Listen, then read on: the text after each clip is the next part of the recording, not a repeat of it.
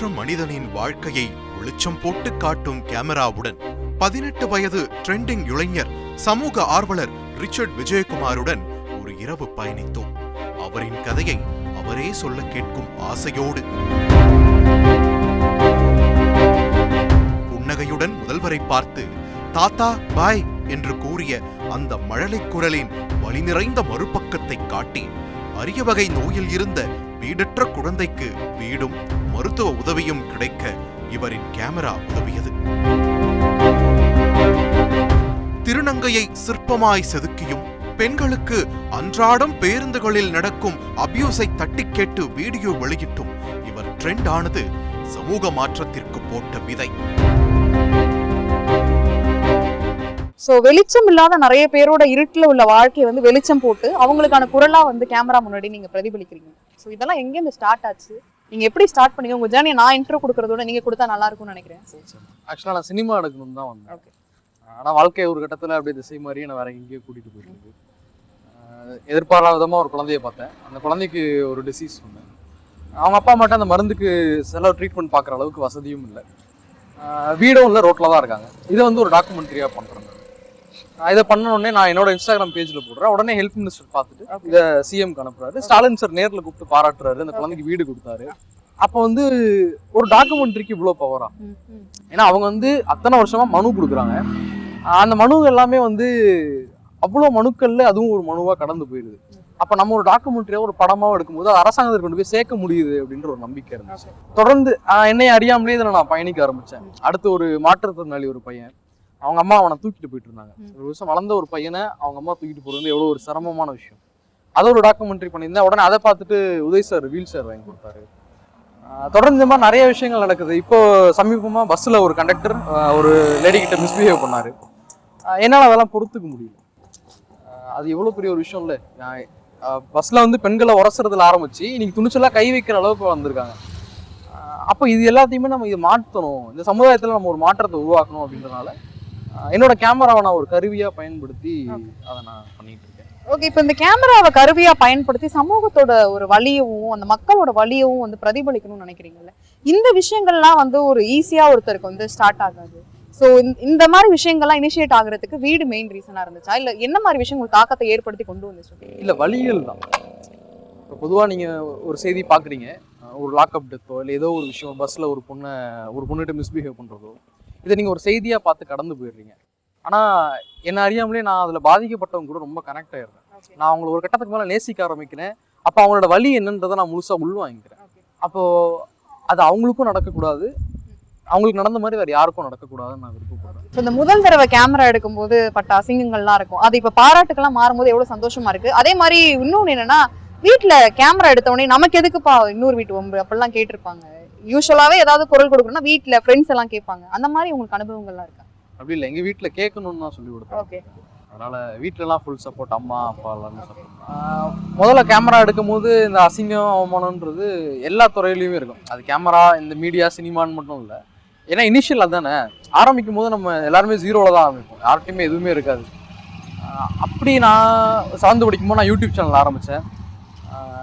அது என்னோட ஆரம்பம். நிச்சயமாக அதில் அந்த வீடியோவில் குறைகள் இருக்கும், அது நல்லா இல்லாமல் இருக்கும், சில வீடியோ கேவலமாக இருக்கும். அப்போது என்னென்னா, சில எங்கள் அப்பா கிட்டே என்னோட வீடியோலாம் காமிச்சு, ஏன்னா உங்கள் பையன் இப்படி பண்ணிகிட்டு இருக்கான் அந்த மாதிரிலாம் கேட்டிருக்காங்க. ஆனால் எனக்கு இன்றைக்கி நான் யோசித்து பார்த்தா, எங்கள் அப்பா அன்றைக்கி என்னை எதுவுமே கேட்கல, இப்படி பண்ணாதன்னு சொல்லலை, ஏன்டா இப்படி பண்ணுறோன்னு எங்கள் அப்பா கேட்கல. எங்கள் அப்பா அமைதியாக என்னை வாட்ச் பண்ண ஆரம்பித்தார், என்னை வளர விட்டார். அவர் ஒருவேளை அன்றைக்கி, தம்பி இது நீ பண்ணாத தம்பி, இது அசிங்கமாக இருக்குது, எல்லாம் அப்பா இப்படி கேட்குறாங்கப்பா, இது நல்லா இல்லப்பான்னா ஒருவேளை நான் அன்றைக்கே முடிஞ்சு போயிருப்பேன். இன்றைக்கி இந்த விஷயங்கள், இன்றைக்கி இந்த இன்டர்வியூ எல்லாம் நடக்காது. எங்கள் அப்பா அம்மா நாங்கள் விட்டாங்க. அது அந்த பிகினிங் டைமில் வந்து அசிங்கம் அவமானம் எல்லாத்தையுமே எனக்கு தெரியாமல் அவங்க என்னை பார்த்துக்கிட்டாங்க. அதுதான் வந்து என்னை எவ்வளோ தூரம் கூட்டிகிட்டு வந்துருக்கு. அங்கேருந்து ஆரம்பித்து இன்றைக்கி ஒரு சக்ஸஸ் அப்படின்னா அது ஒரு ஜேர்னி. நல்லா அதை நினச்சி பார்க்கும்போது ரொம்ப நல்லாயிருக்கு. இன்றைக்கி நம்ம இந்த இன்டர்வியூ எடுக்கிறோம், எனக்காக, என்னோட ஜேர்னிக்காக நீங்கள் இத்தனை பேர் வந்திருக்கீங்களே, அதுவே ஒரு பெரியதாக நான் பார்க்குறேன். பட் இந்த விஷயங்கள்லாம் இருந்தாலும் யூ ஜஸ்ட் 18, இந்த மாதிரி ஒரு சோஷியல் கன்சர்னுக்காக விஷயங்கள்லாம் பேசும்போது இதெல்லாம் எங்கேருந்து ஸ்டார்ட் ஆச்சு? இந்த விஷயம்லாம் ஆரம்பிக்கும் போது இதையே நம்ம பேசணும்னு உங்களுக்கு எங்கேயுமே தோணலையா? ஏன்னா உங்களுக்கு முன்னாடி நிறைய பேர் பேசியிருக்காங்க, நீங்கள் பேசுகிற விஷயங்கள்லாம் நான் ஃப்ரீடம்க்கு முன்னாடி நிறைய பேர் பேசியிருக்காங்க. ஆனால் இன்னும் நிலைமை வந்து மாறல, குற்றங்கள் அதிகரிச்சுட்டு தானே இருக்குது. அந்த ஏக்கமும் வருத்தமும் கொஞ்சம் கூட இல்லையா? இருக்கு. அதோட அந்த ஆதங்கத்தையும் அந்த கோவத்தோட வெளிப்பாடு தான் என்னோட படங்கள். இப்போ கொஞ்ச நாளைக்கு மேலே கூட பஸ்ஸில் ஒரு பொண்ணுகிட்ட ஒரு கண்டக்டர் மிஸ்பிஹேவ் பண்ணார். உடனே நான் ஒரு வீடியோ எடுத்தேன். அந்த கண்டக்டரை போய் தட்டி கேட்டேன். அவர் கடைசியில் ஒத்துட்டார். ஆமாம் சார் தொட்டேன், மன்னிச்சிருங்க, விட்டுருங்கன்னு ரொம்ப கெஞ்சினான் அவன். இது வந்து நான் என்னோட ஃபீமேல் ஃப்ரெண்ட்ஸ் கிட்ட, கூட படிக்கிற பொண்ணுங்கிட்ட, என்னோட ஃப்ரெண்ட்ஸ் கிட்ட சொல்லும்போது ஒருத்தர் விடாமல் எல்லாரும் ரிச்சர்ட் இது அன்னைக்கு நடந்துச்சு, எனக்கு இன்னைக்கு நடந்துச்சு அப்படின்னாங்க. அப்போது ஒரு கட்டத்தில் வந்து இது நான் நேசிக்கிற பெண்களுக்கும் என்ன சார்ந்து இருக்க பெண்களுக்குமே நடக்குது. அப்போ இதை நம்ம மாற்றணும், இனிமேல் யாருக்கும் எங்கேயும் நடக்கக்கூடாது அப்படின்றதான் என்னோட ஒரு நோக்கமாக இருந்துச்சு. அதை என்னோட இன்ஸ்டாகிராமில் போட்டேன். போட்டதுக்கப்புறம் தொடர்ந்து நிறைய பொண்ணுங்க எனக்கு மெசேஜ் பண்ணாங்க. அவங்களுக்கு நடந்த இன்சிடென்ட்ஸ்லாம் சொல்கிறாங்க. அப்படி சொல்லும் போது ஒரே ஒரு விஷயத்த நான் இந்த பாயிண்ட்ல நான் புரிஞ்சுக்கிட்டேன். இப்போ நிறைய பேர் சொல்கிறாங்க, இப்போது பசங்க கூட பஸ்ஸில் போக முடியல, பசங்களே டச் பண்ணுறாங்க, அதுவும் எங்களுக்கு அன்கம்ஃபர்டபுளாக இருக்குது அப்படின்னு. ஆனால் ஒரு ரியாலிட்டியாக பார்த்தோம்னா, ஒரு ஆணுக்கு அப்படி நடக்கிற ஒரு அபியூஸ் வந்து அந்த ஆண் ரொம்ப ஈஸியாக கடந்து போயிடுவான். ஆனால் எல்லா ஆணும் கடந்து போயிடுறாங்க, ரொம்ப ஈஸியாக கடந்து போயிடுறாங்க. அது நீங்கள் ஒரு ஃபேக்டாக நீங்கள் பார்த்தீங்கன்னா அதான் ரியாலிட்டி. இப்போ அது ஒரு சார்பாக பேசுகிறோன்னு நினைக்கக்கூடாது. ஆண் வந்து அந்த அபியூஸை ரொம்ப ஈஸியாக கடந்து போயிடுறான். ஆனால் அதே ஒரு பெண்ணுக்கு நடக்கும்போது அந்த பெண்ணுக்கு அது ரொம்ப பெரிய தாக்கத்தை வந்து கொடுக்குது. அது ஏன் பெண்ணுக்கு அதிகமாக ஆணுக்கு கம்மியாக இருக்குன்னு அது எனக்கு கரெக்டாக நான் அதை புரிஞ்சிக்கிற தன்மை இல்லை, அது எனக்கு தெரியல. ஆனால் இத்தனை பேர் எனக்கு நடந்ததை சொல்லும் போது அந்த ஒரு விஷயத்த நான், அது ஒரு சென்சிட்டிவான விஷயம் இல்லையா, அதனால பெண்ணுக்கு ரொம்ப பாதிப்பு உண்டு பண்ணுது இல்லை. அப்போ இது நான் உடனடியாக அடுத்த தளத்துக்கு இதை எடுத்துகிட்டு போகணும். இது நம்ம ஒரு வீடியோ போடுறோம், வெறும் வீடியோ போட்டு லைக்ஸ் வாங்குறதுக்காக நம்ம இந்த காரியத்தை பண்ணலை.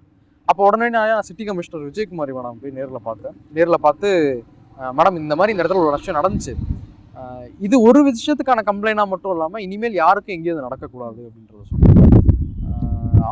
நிறைய டிஸ்கஸ் பண்ணுவோம்.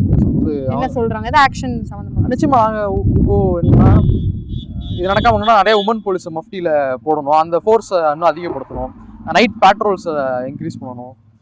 இது எல்லாமே நாங்களும் பண்ணிட்டு தான் இருக்கோம், நடந்துட்டு தான் இருக்குது. பாதிக்கப்பட்டவங்க வந்து கம்ப்ளைண்ட் கொடுத்தா தான் எங்களால் ஆக்ஷன் எடுக்க முடியும் அப்படின்னு அவங்க காவல்துறை தரப்புலன்னு சொன்னாங்க.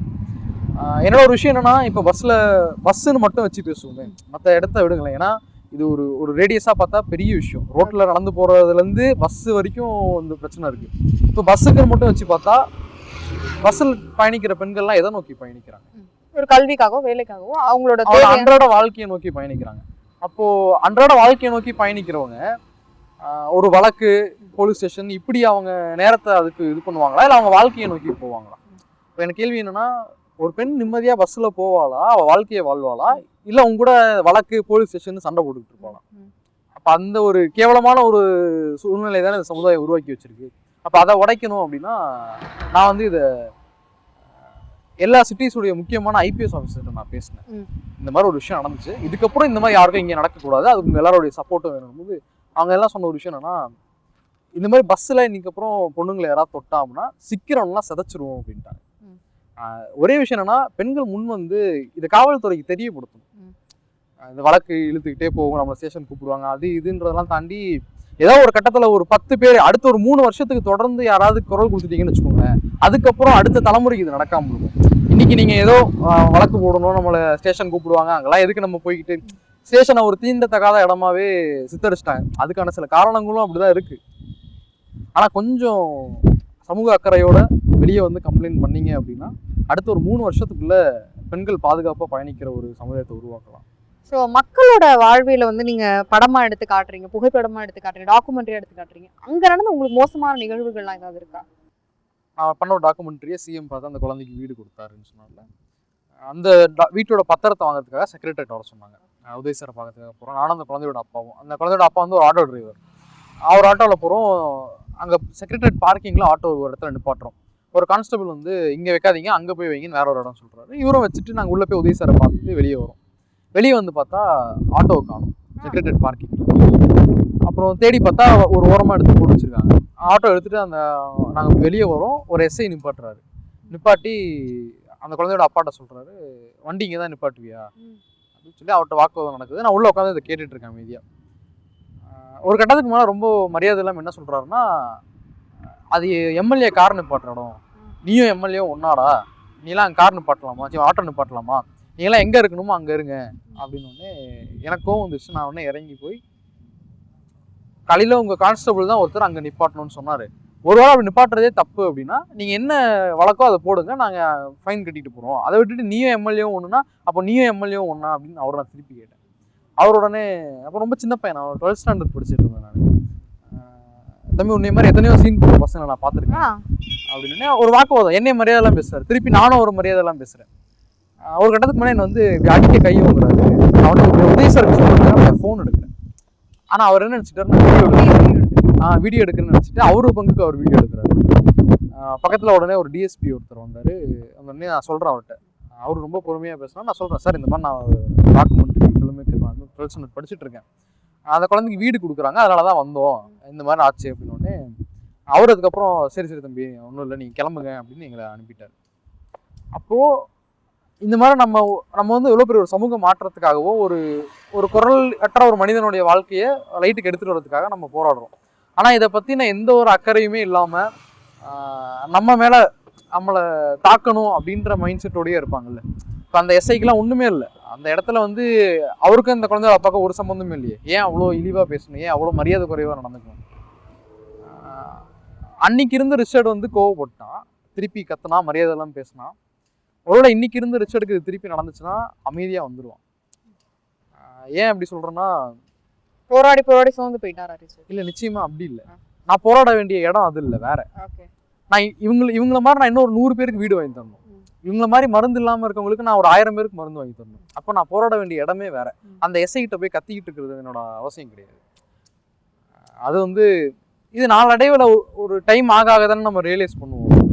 இருந்தாலும் எனக்கு அது வாழ்க்கையில் மறக்க முடியாத ஒரு அனுபவம். ஏன்னா ஒரு 12th ஸ்டாண்டர்ட் படிக்கிற பையன் ஃபர்ஸ்ட் போலீஸ்கிட்ட திட்டு வாங்குற ஒரு அனுபவம். அது இல்லாம உங்களுக்கு வேற ஏதாவது அந்த போட்டோ ஸ்ட்ரீட் போட்டோகிராஃபி எடுக்கிறவங்களுக்கும் டிஸ்டர்பன்ஸ்லாம் நிறைய இருக்கும். நாங்கள் இன்டர்நேஷனல் லெவலில் நிறைய போட்டோகிராஃபர் ஷேர் பண்ணியிருக்காங்க. ஸோ அந்த மாதிரி உங்களை வந்து ஒரு குடிபோதையிலையோ இல்லை வேற ஏதாவது ஒரு விஷயங்களாலேயோ உங்களை வந்து பாதிக்கிற மாதிரி ஏதாவது சம்பவங்கள் நடந்திருக்கா? இல்லை, அது எல்லா இடத்துலையும் நடக்குது. இப்போ நம்ம ஷூட் பண்ணவும் கூட நடக்கும். அதை நம்ம எப்படி ஹேண்டில் பண்ணுறோன்றதுலாம் இருக்கு. நான் பொதுவாக அந்த மாதிரி இடங்களுக்குலாம் நான் போகிறதில்லை. குழந்தைங்க அந்த மாதிரியே நான் பண்ணுவேன். ஸோ இப்போ நீங்கள் ஒரு வீடியோ எடுக்கிறீங்க, நீங்கள் ஒரு கண்டென்ட் பண்ணுறீங்கன்னா அந்த கண்டென்ட் மட்டும் அரசாங்கத்தோட நேரடி பார்வைக்கு போய் அது மட்டும் அரசாங்கம் வந்து அந்த மக்களுக்கு போய் உதவி பண்ணுறாங்க. நிறைய பேர் வீடியோ எடுக்கிறாங்க. ஆனால் உங்களோட வீடியோக்களுக்கு மட்டும் எப்படி அரசாங்கம் சைட்லேருந்து ரெஸ்பான்ஸ் கிடைக்குது? அந்த மக்களுக்கு எப்படி போய் அது சேருது? ஏன் அது மற்றவங்களுக்கு கிடைக்கலன்னு நினைக்கிறீங்க? உங்களுக்கு அரசியல் பின்புலம் இருக்கிறதுனாலயா? இல்லை, அப்படி சொல்ல முடியாது. அரசியல் பின்புலம்னா நீங்கள் இந்த பொலிட்டிக்கல் பேக்ரவுண்ட்னு சொல்கிறீங்க, அது எங்கேருந்து வந்தது? அது ஏதோ எங்கள் ஃபேமிலியிலேருந்து எங்கள் தாத்தாவோ எங்கள் அப்பாவோ சம்பாதிச்சு வச்சுட்டு போனதில்லை. இந்த மக்களோட வழிகளை படம் பண்ணி இதை சோஷியல் மீடியாவில் போட்டதுனால தான் அந்த நீங்கள் சொல்கிற அந்த அரசியல் பின்புலம் அப்படின்னு சொல்கிறீங்களே, அது இதுக்கு அப்புறமேட்டு கிடைச்ச ஒன்று தான். இப்போ அதுவுமே ஒன்றா அரசியல் பின்புலம்னா என்ன? இங்கெங்கே இவங்களுக்குலாம் இந்த பிரச்சனைகள் இருக்குது, தேவைகள் இருக்குது, அது அரசாங்கத்துக்கு எடுத்துகிட்டு போய் கொடுக்குற ஒரு போஸ்ட்மேன் வேலை தான் நான் பார்க்குறேன். அப்படி இருக்கும்போது அது ஏன் மற்றவங்களுக்கு ஆகிட்டு தான் இருக்குது, அது ஆகலைன்னு நம்ம இப்போ நான் இதை எடுத்து போடுறதுனால இப்போ என்ன நீங்கள் கண்டுபிடிச்சிட்டீங்க. இப்போது இங்கே ஒரு பையன் ரிச்சர்ட் விஜயகுமார் ஒரு பையன் இதெல்லாம் பண்ணிகிட்டு இருக்கான், அரசாங்கம் அவன் காட்டுற மக்களுக்கெல்லாம் ஹெல்ப் பண்ணுறாங்க அப்படின்னு நீங்கள் கண்டுபிடிச்சிட்டீங்க. இன்னும் வெளியே தெரியாமல் ரெகக்னைஸ் ஆகாத நிறைய கிரியேட்டர்ஸும் சமூக ஆர்வலர்களும் இருக்காங்க. என்னைக்கா ஒரு நாள் வருவாங்க. அவங்க தொடர்ந்து இப்போ நானும் வந்து ரொம்ப வருஷமாக இருந்திருக்கேன். நான் ஒரு 5 வருஷமாக நான் உழைச்சிக்கிட்டு இருக்கேன். இந்த இன்டர்வியூ இதெல்லாம் நடக்கிறதுக்கு எனக்கு 5 வருஷம் ஆச்சு. அந்த மாதிரி இன்னும் அடுத்தடுத்து நிறைய பேர் வருவாங்க. இன்னொரு விஷயம் உங்கள்கிட்ட கேட்கணும்னு ஆசைப்படுறேன். ஒரு மக்களோட இருட்டான ஒரு இடத்தை காட்டும்போது, வெளிச்சமே இல்லாத மக்களோட முகங்களை வந்து வெளிச்சம் போட்டு காட்டும்போது இந்த சென்சிட்டிவான விஷயங்கள்லாம் நீங்க படம் பிடிக்கிறீங்க. இது வந்து உங்களோட பர்சனல் லைஃப் எந்த அளவுக்கு பாதிப்பை ஏற்படுத்தி ஒரு பெரிய தாக்கத்தை உண்டு பண்ணும். ஏன்னா பாலுமகேந்திரன் அவர்கள் சொல்லியிருப்பாரு, ஒரு சிறந்த கிரியேட்டர் வந்து ரொம்ப சென்சிட்டிவாக இருப்பான். அவன் அவ்வளோ சென்சிட்டிவாக இருக்கிறதுனால தான் அவனால் ஒரு சிறந்த படைப்புகளை உருவாக்க முடியும். உதாரணத்துக்கு அவனோட இந்த நுண்ணுணர்வுகள்லாம் ரொம்ப கூர்மையாக இருக்கும், அவனோட எமோஷன்ஸ் ரொம்ப ஷார்ப்பாக இருக்கும். அவன் எந்த ஒரு சின்ன அழுக்கையோ அருவருப்பையோ அவனால் ஏற்றுக்க முடியாது, அவன் சொந்த வாழ்க்கையிலையுமே கூட. அப்போ இவ்வளோ சென்சிட்டிவாக இவ்வளோ எமோஷ்னலாக அவன் இருக்கிறதுனாலேயே வந்து அது அவனோட சொந்த வாழ்க்கையை குத்தி கிழிச்சுக்கிட்டு இருக்கும். இன்னும் இந்த ஒரு வேகமோ இந்த ஒரு தாக்கமோ இருந்தால் தான் அந்த ஒரு சிறந்த படைப்புகளும் வரும். இப்போ இது ரெண்டுத்தையுமே பேலன்ஸ் பண்ணுறது வந்து கஷ்டம்தான்.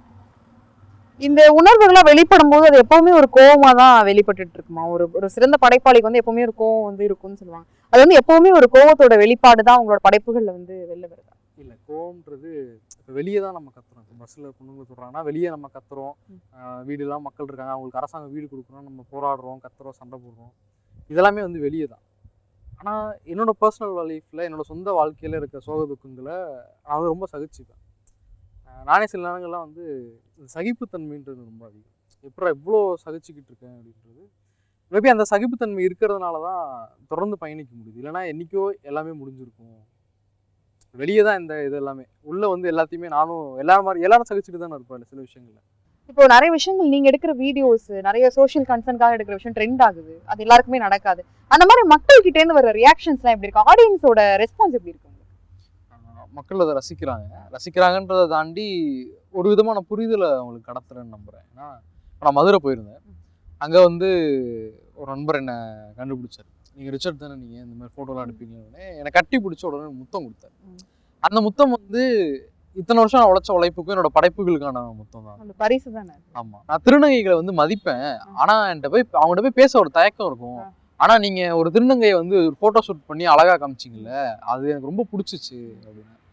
அப்போது இந்த சமூகம் வந்து இத்தனை வருஷமா இதெல்லாம் இப்படிதான் அப்படின்னு சில விஷயத்த வந்து ஒதுக்கி அழுக்கு அருவருப்புன்னு வச்சிருப்பாங்க. இப்போ அதை வந்து நம்ம ஏதோ ஒரு விதத்துல மாத்துறோம்ல. இன்னொன்று இப்போ அந்த திருநங்கை அக்கா ஃபோட்டோ ஷூட் வந்து அதுக்கு பின்னால இவ்வளோ பெரிய ஐடியாலஜிலாம் கிடையாது. சமூகத்தில் ஒரு மாற்றத்தை கொண்டு வரணும், திருநங்கைகளை வந்து நம்ம மீட்டு எடுக்கணும் அப்படின்ற எந்த ஒரு இவ்வளோ பெரிய சித்தாந்தம்லாம் அதில் கிடையாது. அன்னைக்கு நான் அவங்கள பார்த்தேன், அழகா இருந்தாங்க, எடுக்கணும்னு தோணுச்சு, எடுத்துட்டேன், அவ்வளோதான். மனிதனா பார்த்து நீங்க ஒரு இது எடுத்து. ஆமா, அவ்வளோதான். அதுக்கு பின்னால இப்போ என்ன நியூஸ்லலாம் சொல்றாங்க, இந்த மாதிரி திருநங்கைகளை வந்து ரொம்ப அழகா காமிச்சிருக்காரு, இப்போ எல்லாரும் திருநங்கைகள் வந்து இது பார்த்துட்டு அப்புறம் ரசிக்கிறாங்க. ஆனா எடுக்கும் போது எனக்கு அதெல்லாம் தெரியாது. நான் அழகா இருக்காங்க, அவ்வளவுதானே, அதோட முடிஞ்சு, அதோட எடுத்துட்டேன். அப்ப அதை பண்ணிட்டதுக்கு அப்புறமேட்டு தானே இந்த விஷயம் தெரிய வருது. ஓ, அப்ப இவங்களெல்லாம் வந்து இப்படிதான் வச்சிருக்காங்களா, அப்ப நம்ம ஏதோ ஒரு விதத்துல நம்ம அவங்களை அழகா காமிச்சிருக்கோம், அதை எல்லாரும் ரசிக்கிறாங்க. அந்த மாதிரி நிறைய விஷயங்கள் இப்போ என் மேல அளவு கடிந்து அன்பு காட்டுறாங்க. அது நான் செய்யற விஷயங்களுக்கான அன்பு தான். இப்போ பிரசாந்த் வர்மன் ஒருத்தர், அவர் ஒரு கண்டென்ட் கிரியேட்டர், எனக்கு மெசேஜ் பண்ணி பேசியிருந்தேன். முன்னே நான் பார்த்ததெல்லாம் இல்லை, ஆனால் என் மேலே ஒரு அன்பு, எனக்கு ரொம்ப ஆசையாக இந்த ஷர்ட் வாங்கி கொடுத்தாரு. ரொம்ப சந்தோஷமா இருக்கு. ஒன்றுமே இல்லாமல் இருந்தேன், இன்னைக்கு நான் என்னென்ன ஏதோ பண்ணுறேன். அது வந்து என்ன புது மனிதர்களும் உறவுகள்கிட்ட கூப்பிட்டு போகுது. உங்களை பார்த்து இன்ஸ்பயர் ஆகி அந்த நான் சேவை பண்றேன், இந்த இவங்களுக்கு இந்த விஷயத்த நான் எடுத்து சொல்ல போறேங்கிறத தாண்டி நான் ட்ரெண்ட் ஆகணும் அப்படின்னு இனிமேல் நிறைய பேர் கிளம்ப போறாங்க. அவங்களுக்கு வந்து நீங்க என்ன சொல்ல ஆசைப்படுறீங்க? ட்ரெண்ட் ஆகணுன்றது ஒரு இலக்கா இருக்கு, அது ஒரு நியாயமான இலக்கா இருக்க முடியாது. நம்ம என்ன தொழில் என்ன வேலை செய்கிறோம் அப்படின்றதா இருக்குது. நீங்கள் அந்த வேலையை உண்மையாக செஞ்சுட்டிங்கன்னா அது ஆட்டோமேட்டிக்காக அது உங்களுக்கு என்ன கொடுக்கணுமோ கொடுக்கும். இப்போ ஃபேமஸ் ஆகணுன்றது எல்லாருக்கும் ஆசை இருக்கும், இல்லைன்னா யாரும் இங்கே போய் சொல்ல முடியாது. அது ஆசை எனக்கும் இருக்கும். இப்போ நான் ஃபேமஸ் ஆகணும்னா அதுக்கு 1000 வழிகள் இருக்குது, ரொம்ப எளிமையான வழிகள்லாம் இருக்குது. அது ஏதாவது ஒன்று நான் பண்ணியிருக்கலாம். அப்படி நான் ஏதாவது ஒன்று பண்ணி போயிருந்தா என்னோட பாதை வேறையாக இருந்திருக்கும். இன்னைக்கு இந்த இன்டர்வியூவோ நம்ம பேசுகிற விஷயங்கள்லாம் நடந்திருக்காது. அப்போது நம்ம என்ன பண்ண போகிறோன்றதுல கரெக்டாக ஃபோக்கஸ்டாக இருந்து அந்த வேலைக்கு நியாயமாக இருக்கணும். அப்போ தொடர்ந்து நம்ம உழைச்சிக்கிட்டே இருக்கணும், அது மட்டும்தான். எந்த இடத்துலையும் அதை விட்டு கொடுக்காம உழைச்சிட்டு இருந்தா அது கண்டிப்பாக ஒரு இடத்துக்கு கண்டிப்பாக உங்களோட உழைப்பு தான் உங்களை இந்த இடத்துக்கு கொண்டு வந்து நிறுத்திருக்குன்னு நினைக்கிறேன். இந்த இரவு நேரத்துல எங்களுக்காக இன்டர்வியூ கொடுத்ததுக்கு ரொம்ப நன்றி. செய்திகளை உடனுக்குடன் தெரிந்து கொள்ள உடனே சப்ஸ்கிரைப் பண்ணுங்க.